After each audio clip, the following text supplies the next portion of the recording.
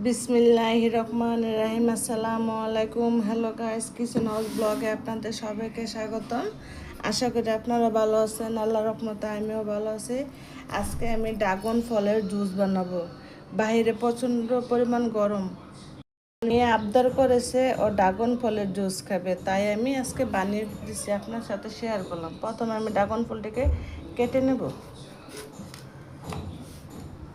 ফলগুলো আমি কেটে নিয়েছি, এখানে গুঁড়া দুধ চিনি নিলাম। এখন আমি জুস বানিয়ে নেব। এখন আমি চিনিটা দিয়ে দিলাম, সাথে গুঁড়া দুধ। এখন আমি ফলের জুসার দিয়ে জুস বানিয়ে নেব।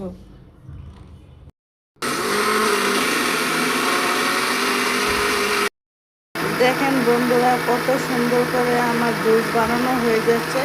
এই জুসারটা অনেক ভালো, তাড়াতাড়ি জুস বানানো হয়ে যায়।